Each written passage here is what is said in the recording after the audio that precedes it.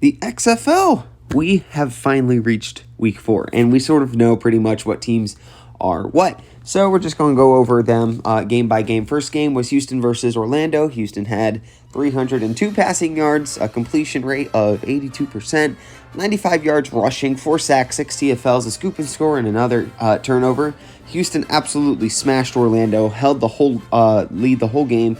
Orlando, meanwhile, he had 268 yards passing, 56 completion percentage between Paxton Lynch and DeAndre Francois.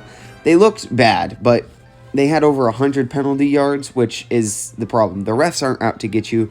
You are out to get you, Orlando, so you really need to figure that out. They only had 2 sacks, 3 TFLs, and if I'm Terrell Buckley, I would start packing my bags. Wade Phillips, don't you dare retire. So, continuing off of this, really, Terrell Buckley, he's got a good team that puts up decent yardage on a game.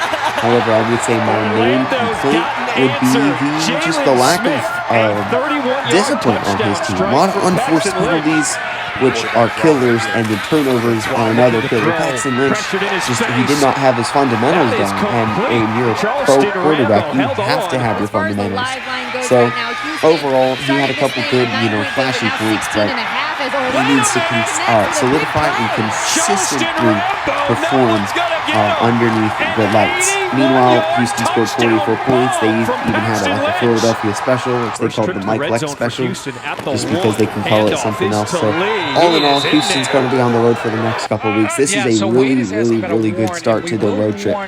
So, between DeAndre Kirkland, Ben Putman, Max Hordsby, he was out for the week, but all in all, really good team so far. Brandon Silver's doing great. I want to see a little more Cole McDonald passing, just because I think he's a good quarterback, but they throw him in, and so all in all, really good. San Antonio versus Seattle. I was right when I said that San Antonio was going to hold Seattle.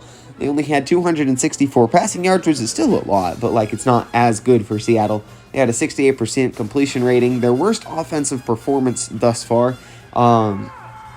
San Antonio's defense was very stout, and the automatic Ellison was stumped several times in key situations for Seattle. St. Louis's offense, however, looked just awful. They couldn't get anything going. Jack Cohn, his pass protection was bad. Patrick and Balaj couldn't get anything going, and that's mainly the offensive line's problem. So you've got to figure that out if you're Wade Phillips. Dallas versus St. Louis. St. Louis had a 12th man every single play. They had 38,000 fans in the stands. Meanwhile, Dallas had a floundering offense still. They got better in just statistics. They had 205 yards passing, which is good. They had 50 yards running on the ground. However, 4 turnovers just absolutely turned over their game. So, a couple interceptions. Only one, an interception that I would place on Kyle Sloter. The rest of the interceptions I would put on wide receivers just bobbling good passes. A.J. McCarron had a 74% completion rating, 214 yards on the ground, 2 touchdowns, only 1 interception, 110 yards of rushing, 1 sack, and 4 TFLs defensively. I think the main thing are the fans with the 38,000 record crowd for the XFL. And meanwhile, I think Kyle Sloter is really starting to get his team on the ground. DC and Vegas was the last game. DC combined for a 73% completion percentage, 333 total yards, 2 touchdowns, 1 interception. Total yards. And then they had 71 yards rushing. 2 things sealed Vegas. One was a bad call on the last play of the first half that was missed. It was just a thing in the rule book, and I was disappointed for them. Then again, they had Luis Perez run a quarterback draw. So, what do you think was going to happen? All right, that's Dallas Cowboys level mistake right there. They had a missed field goal and the fumble at the very beginning. Then they also had a field goal that they didn't go for. And had they gotten the 3-point conversion on the touchdown that Vegas should have got, which is right there, that's what the video is showing right there. Had they gotten the 3-point conversion, that would have put them up 33 over DC's 32. DC, I really liked throughout the game. They looked really good. So, all in all, De'Aaron King actually had a beautiful touchdown pass, and Jordan Tayamu had that big run that was just shown. I think DC just held very firm, very strong, and they played excellently. They had a game-sealing interception right at the end. A little help from the refs as well helped them seal it, and that was the interception. The wide receiver slipped, and that's nothing on Luis Perez. That's all on his wide receiver. You can't fall down once the ball's in the air. So there are a couple other garbage time touchdowns like De'Aaron King and Luis Perez throwing this one. So all in all, DC and Vegas, it was an okay game. So, you know, what are the takeaways from this? Well, Vegas has yet to play in a game with good conditions. So I'm always going to have them at least at number 7 just because they have gone up against the elements every single game. That doesn't excuse the fact that they've lost every game that they've been in the elements, but they've been in the elements every single game. Power rankings, I've got Houston, of course, at number 1. I mean, just a very well-rounded offense. When you score 44 points on any team, that's impressive. We have DC at number 2. I think DC, their offense, just looks great. You know, you've got a passing attack, rushing attack. You've got any sort of attack that you want, and that is available with your quarterbacks. St. Louis at number 3. I think St. Louis is a good team. And at home, they're undefeated at home. A.J. McCarron's still looking good. You know, he's got Hill as a good running back, so you don't have to just solely rely on your quarterback, which really helps out A.J. McCarron in the long run. Hakeem Butler's getting better. Austin Proehl is getting better. The passing attack and the whole team performance has looked good throughout the entire game. Number 4, I have Seattle. Ben DiNucci passed 1,000 yards this week, so that's, you know, kudos to him. He's worked his tail off, so I'm really proud of him there. And then Morgan Ellison has looked great. He's been a little fragile during the game, but he's a brutal runner. Number 5, I have the Renegades. Now, the reason I have the Renegades down below Seattle is just the offensive woes, and defensively, it's the most of the core for the Renegades is an older player, so it's not like sustainable long-term over multiple seasons. But the Renegades look okay, and I think Kyle Sloter getting better. Limit the turnovers, make sure you work on the offense, just get down some more fundamentals.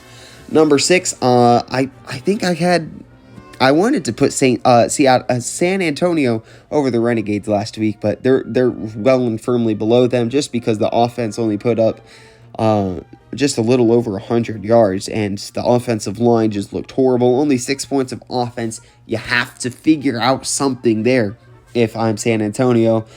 Hines Ward's I think he has good pieces in his wide receivers and his running backs, but that offensive line, you've got to figure out something. Sign somebody. I do not care. Vegas, they went to Luis Perez instead of Brett Huntley this week. They only let Brett Huntley play one series, which was a little confusing. He only had one fumble, but he marched down the field and a missed field goal, and then Orlando is just bad. So here's the predictions that I have for next week. Houston, I think they're going to beat Ben DiNucci.